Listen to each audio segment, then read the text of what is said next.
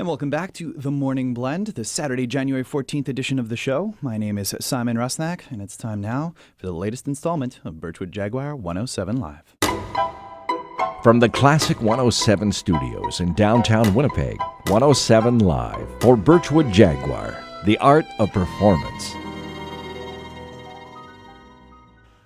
Добрий вечір тобі, пане господарю, радуйся.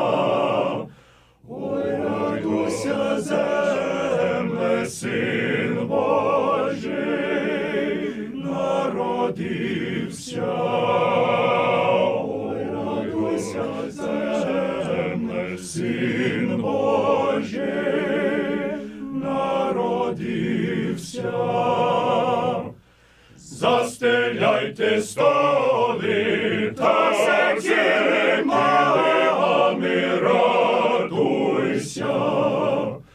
Ой, радуйся, земле, син Божий народився. Ой, радуйся, земле, син Божий народився. Та кладіть колачі, зярають пшениці, радуйся. Ой, радуйся, земле, син Божий народився. Ой, радуйся, земле, син Божий народився.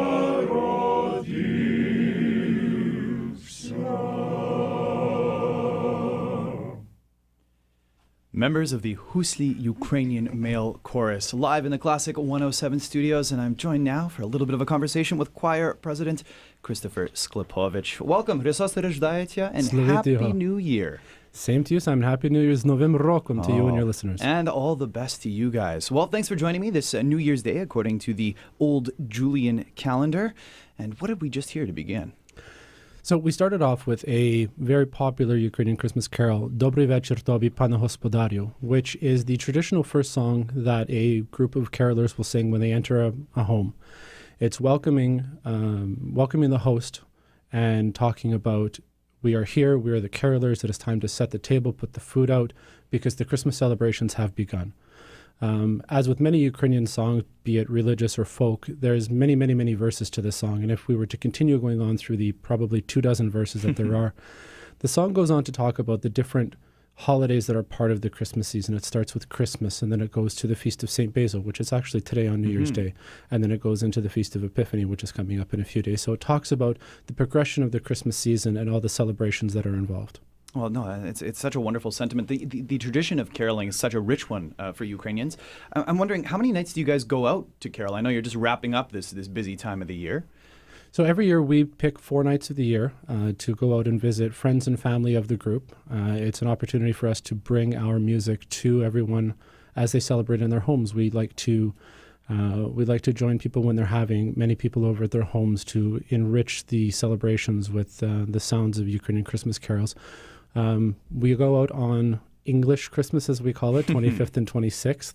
We go on Boxing Day as well. And then we go out again for Ukrainian Christmas on Christmas Eve, January 6th, and then again on Christmas Day, January 7th. And I'm sure those homes were all more appreciative, given the 25th and the 26th is when we got that massive dump of snow. What was it like this year in particular? Was there something that was a little bit more memorable that might have happened? Or? To be perfectly honest, I personally was out of town, and as I was watching the weather reports, I was worried, are the boys going to be safe? Is everything going to go according to plan? Recognizing that a lot of these families really bank on Hoosli's caroling as part of their celebrations, and it's just not quite Christmas unless we make it to their home and share our song with them. And great credit to the boys. I know some of the guys here tonight, or this morning rather, were part of those groups.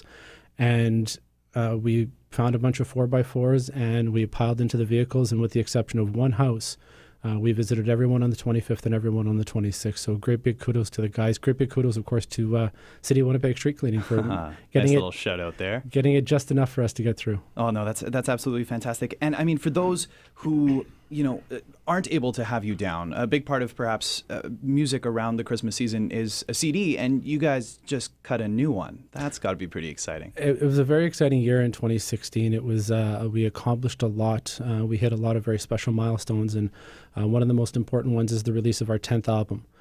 So it's a brand new Christmas CD called Christmas Star.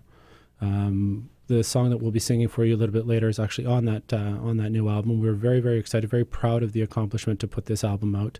We released it in early December, just in time for Christmas. Mm-hmm. And it features 13 Ukrainian Christmas carols, some of which are very recognizable, some of which a little bit more lesser known.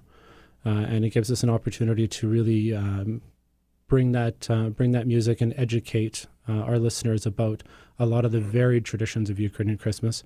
And then there's a very special track. The last track on the album is actually a Canadian Christmas carol. We got together a few very talented musicians, one of which is just over my left shoulder, Mr. Mikhail, and we did the Huron Carol, which we consider to be a very important and very powerful Canadian Christmas carol.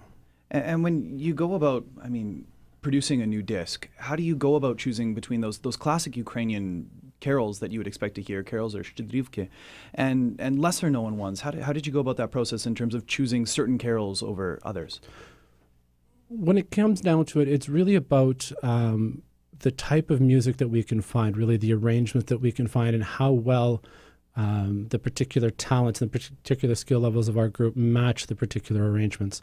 The 4-part male sound is a very distinct sound, and it lends itself very well to certain styles of music, certain composers.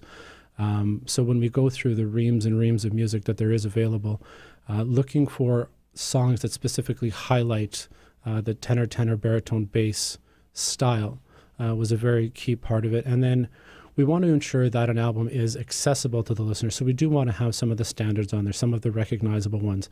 But as I mentioned, it gives us an opportunity to bring some light to the songs that may not be as well known, and gives everyone an opportunity to expand their knowledge as to the richness of the Ukrainian choral traditions. And when you speak to those arrangements, there are those ones that we've heard before, and one of the best known, I suppose, is Shedrik, or the Carol of the Bells. And admittedly, before singing this on the album, I'd really only heard it performed in a mixed chorus.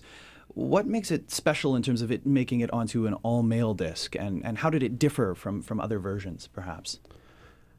I think because it's such a very important carol to the ears of the world, if you will. Many of the songs that we have, Ukrainians will recognize, but maybe not everyone in the greater choral community. So to have the opportunity to bring our special 4-part male sound to a song that is so recognizable and give people an opportunity to hear it done just that little bit differently. Everyone's heard it done by a children's choir. Everyone's heard it done by a female choir. Everyone's heard it done by a mixed choir. It's not very often that you'll hear a song like Shedrik or Carol of the Bells done in 4-part male harmony. It just gives it a very deep richness that I think the listeners of our album will be very impressed with. Oh, absolutely. Also, this past year, it saw the retirement of longtime conductor and one of the prominent members of the Ukrainian community, William Solomon. What kind of legacy has he left with the group, and what's being passed along to the new conductor, Walter Skakun? As I mentioned, 2016 was a very momentous and busy year for Hoosli. As much as putting out an album, especially our 10th album, you would think would be the highlight of the year. I think for all of us in the organization, the very important milestone of 2016 was the retirement of our longtime conductor, William Solomon. Having been our conductor for upwards of 30 years, having truly been, I would say, the largest guiding force and shaping force in the sound of Hoosli ever since 1984 when he first joined the group. It was definitely very bittersweet. It was a wonderful opportunity to give Bill the appropriate send-off that someone of his caliber and someone of his tenure deserved. And really, this album was the final crowning glory on his career. So we were very, very pleased to be able to put as much as we could into that album. We were able to finish it before his retirement date. We think it is a very strong testament to his time with the group. And there's really no way to put into words what he's meant to us over the last 30 plus years, and to appropriately thank him for what he's done for this organization. So the best that we can do is simply continue on with the lessons that he taught us, with the techniques that he taught us, and the appreciation for the music that he built in us and that he inspired in us. And I know that our new conductor, Walter Skakun, is very much equal to the task. He's very enthusiastic, very excited for the future, and building upon what Hoosli is. He's very focused on what Hoosli can and will become. And it's a very exciting time for the group right now. It most certainly is. And it's not just the sound, it's also the spirit that you guys embody when you sing that is such a moving aspect of listening to a male chorus, I think.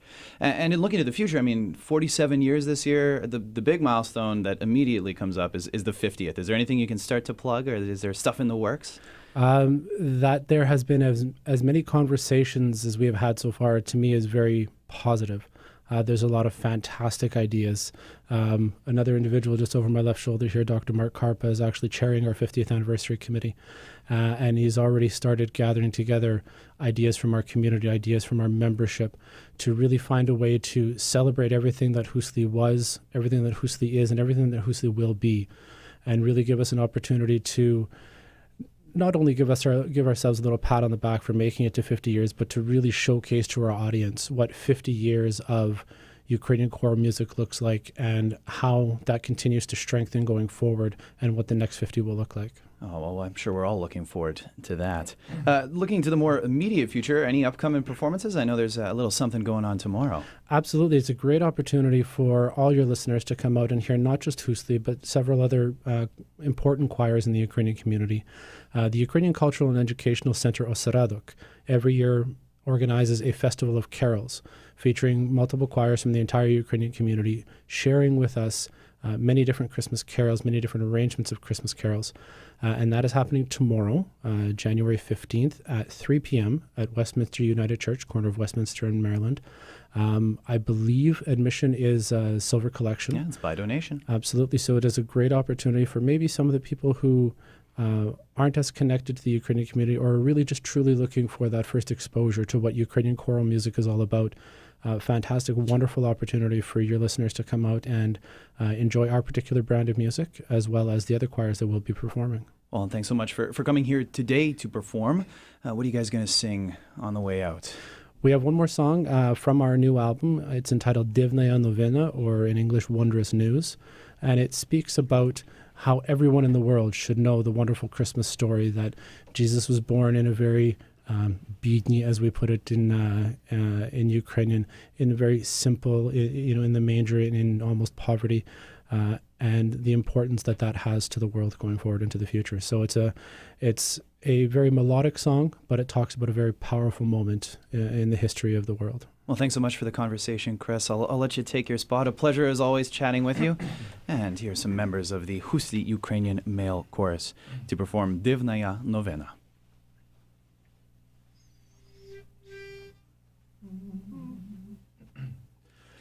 Divnaya novina, нині діва сина породила в Вифлеємі Марія єдина. Породила в Вифлеємі Марія єдина. Не царській палаті, а поміж бідняті, у пустині, у вертепі, всім це треба знати. У пустині, у вертепі, всім це треба знати. На руках тримає і йому співає, всемогучим створителем його називає. Всемогучим Творчим створителем його називає.